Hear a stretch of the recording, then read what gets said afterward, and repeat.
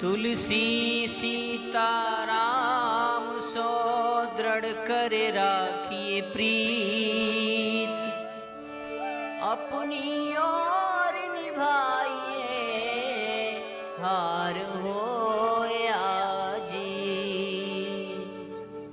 आइए अपने मन और चित्त को भगवान श्री सीताराम जी के पावन चरणों में लगाते हुए आज का ये सुंदर आख्यान सुने।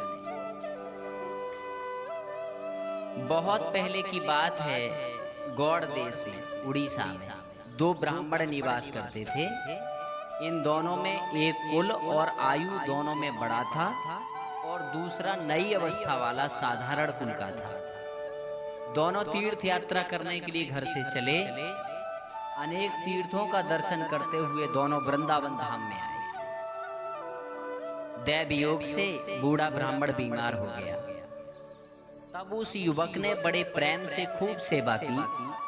स्वस्थ हो जाने पर वह बूढ़ा ब्राह्मण अत्यंत प्रसन्न हुआ और प्रसन्न होकर श्री गोपाल जी को साक्षी बनाकर अपनी कन्या देने की प्रतिज्ञा की। तब उस युवक ने भी स्वीकार कर लिया। दोनों वृंदावन से चले और घूमते घामते घर को पहुंचे। तब उस युवक ने वृद्ध से कहा कि अब आप अपनी प्रतिज्ञा का पालन कीजिए और अपनी लड़की का विवाह मेरे साथ कर दीजिए। वृद्ध ने अपनी स्त्री तथा कुटुंब वालों से पूछा। उनकी सम्मति न पाकर अपनी प्रतिज्ञा से टल गया। बच्चों ने मना कर दिया। युवक ने पंचायत जोड़ी। पंचों ने पूछा कि कोई स्त्री या पुरुष तुम्हारा गवाह है? उसने कहा, इन्होंने श्री गोपाल जी को साक्षी बनाया था, अतः वे ही साक्षी हैं। तब सब पंच बोले, इस सभा में आज लिखा पढ़ी करवा लो। यदि श्री गोपाल जी आकर साक्षी देंगे तो तुम्हारे साथ बेटी का विवाह कर दिया जाएगा। तब वह युवक वृंदावन आया और वृंदावन वासी श्री गोपाल जी से बोला, आप मेरे साथ गांव को चलिए और साक्षी दीजिए। ऐसी लिखा पढ़ी मैंने करवा ली। उत्तर की प्रतीक्षा में वह गोपाल जी के सामने बैठा रहा। बैठे बैठे कई पहर बीत गए। उसने अन्न जल कुछ भी ग्रहण नहीं किया। तब भगवान श्याम सुंदर बोले, प्रतिमा चलती नहीं है। तो उसने कहा कि फिर बोलती क्यों है? यदि भाव में भरकर बोल सकती है तो चल भी सकती है। भावपूर्ण उत्तर सुनकर श्री गोपाल जी साथ चलने को तैयार हो गए और बोले, मैं तुम्हारे साथ चलूंगा, पर नित्य 2 सेर उत्तम भोग मुझे अर्पण किया करना। हम दोनों उसमें से आधा आधा खा लिया करेंगे। दूसरी प्रतिज्ञा ये है कि मैं तुम्हारे पीछे पीछे अपने पैरों के नूपुरों को बजाता चलूंगा। उनकी ध्वनि तुम्हारे कानों में पड़ती रहेगी। पीछे घूमकर मत देखना।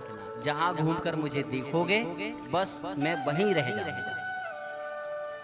अब आगे आगे भक्त, पीछे पीछे भगवान वृंदावन से चले। जैसे ही गांव के निकट पहुंचे, वैसे उस भक्त के मन में आया कि जरा चलते हुए ठाकुर जी की शोभा देख ले। घूमकर देखते ही श्री गोपाल जी खड़े हो गए और मंद मंद मुस्कुराने लगे। भक्त ने कहा, क्यों थक गए क्या? अब तो बस थोड़ी दूर चलना है, गांव आ चुका है। भगवान ने कहा, मैंने तो पहले ही कहा था, अब मैं यहाँ से आगे नहीं जाऊंगा। पंचों को यहाँ ही बुला कर ले आओ। वह युवक बेचारा विप्र गांव में आया और सबसे बोला कि चलकर देखो, स्वयं श्री गोपाल जी साक्षी देने पधारे हैं। पूरा वृतांत बताया। ये सुनते ही सब लोग आश्चर्यचकित रह गए। गांव के सभी लोग दौड़कर आए। पंचों के सामने श्री गोपाल जी ने श्री मुख से बोलकर साक्षी दी।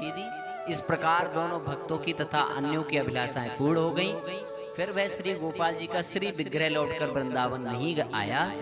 राजा ने श्री गोपाल जी के लिए प्रेम से भोग राग का प्रबंध किया। अब तक खुर्दहा नामक स्थान में उड़ीसा में साक्षी गोपाल विराज रहे हैं। बोलिए साक्षी गोपाल महाराज की जय। आज का प्रसंग यहीं समाप्त होता है।